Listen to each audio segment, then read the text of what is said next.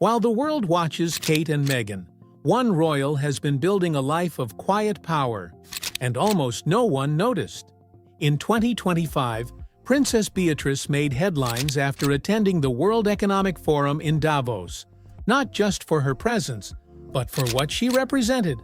A royal stepping beyond tradition into influence. She's not a full-time working royal, yet she owns a $4.4 million countryside estate, attends elite global summits, and appears beside the king at official ceremonies. So, how is she doing it? How did Beatrice turn a background royal title into a life of undeniable luxury? Stick around, because the deeper you go, the more fascinating it gets. Princess Beatrice doesn't just live anywhere, and her choice of residences tells you everything about her lifestyle. Her main home is a sprawling $4.4 million farmhouse nestled in the idyllic hills of the Cotswolds. We're talking 6 bedrooms, a guest house for extended family or friends, a full-size tennis court, a private outdoor pool, and rolling countryside as far as the eye can see. It's the kind of retreat that speaks to wealth, but not excess. It's elegant, private, and deeply secure.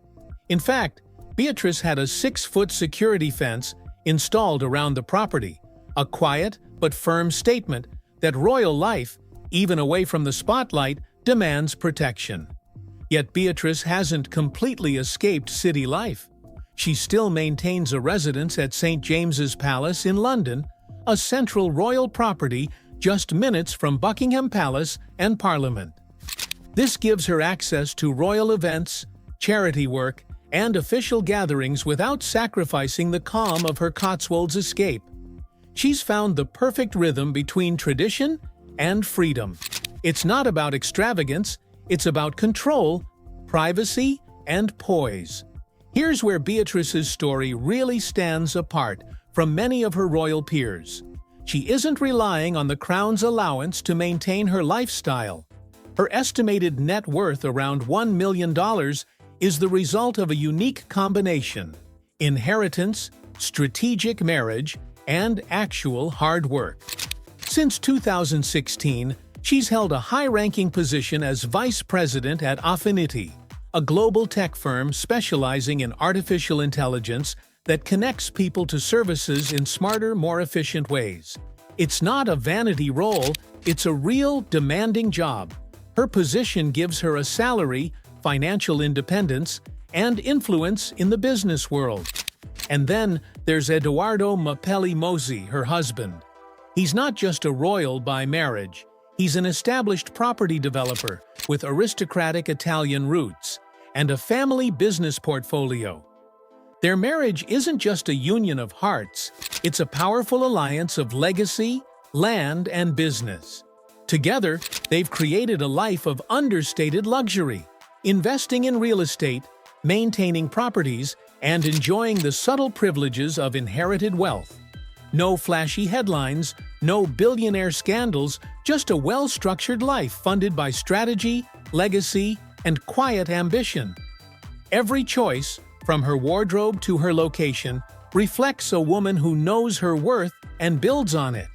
If 2025 had a royal-style icon, it wouldn't be Kate, it would be Beatrice. Her approach to fashion is different. No bold headlines or viral runway looks, just perfectly curated elegance that whispers, never shouts. At this year's Easter service, she wore a Beulah London Ahana dress in soft baby blue, understated, regal, and paired effortlessly with Amelia Wickstead satin pumps. It was a classic look, but the message was modern. Grace without trying too hard. Then came the Born Wonderland Gala. Under glittering lights and a sea of flashing cameras, she walked in wearing a $540 metallic blue midi dress that shimmered without stealing attention. She didn't have to compete for the spotlight, it naturally followed her.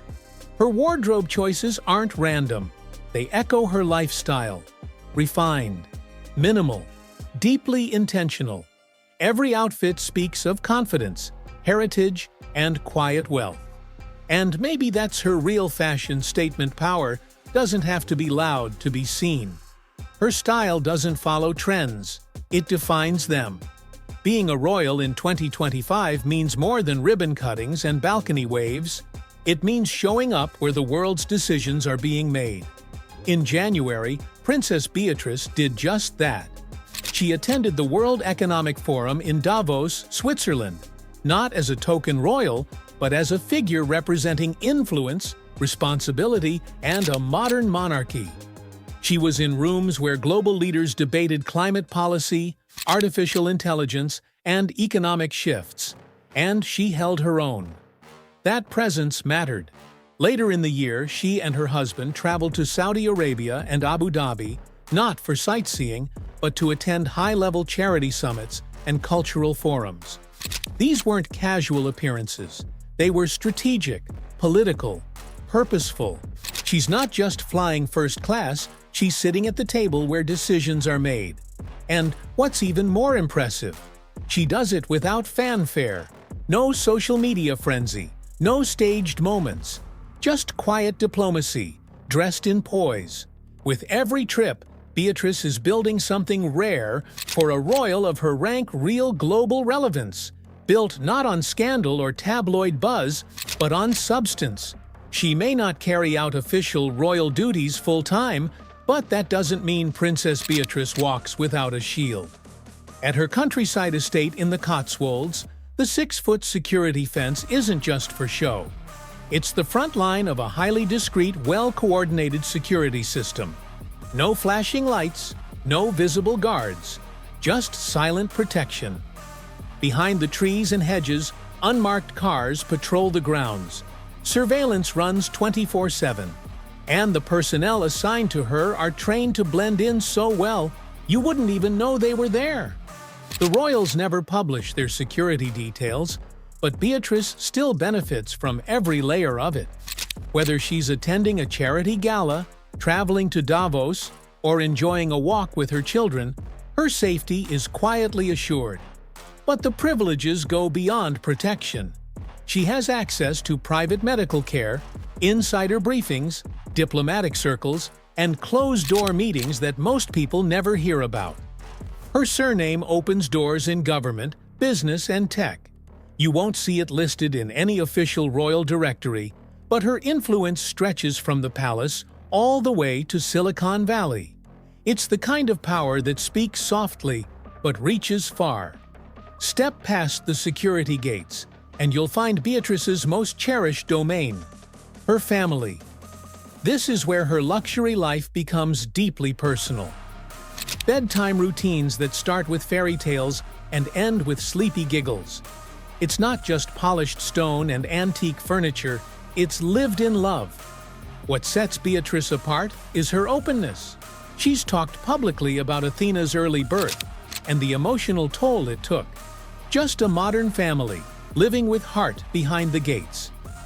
And as the monarchy faces pressure to evolve, the question isn't just what comes next for her, but whether she is what comes next for the monarchy. Could Beatrice be the blueprint for a new kind of royal? One who works, leads, and still knows how to live in luxury. If this story surprised you or made you rethink what royalty looks like in 2025, make sure to hit the like button.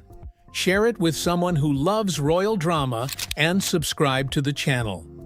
Don't forget to tap the bell icon so you never miss a story that's just getting started.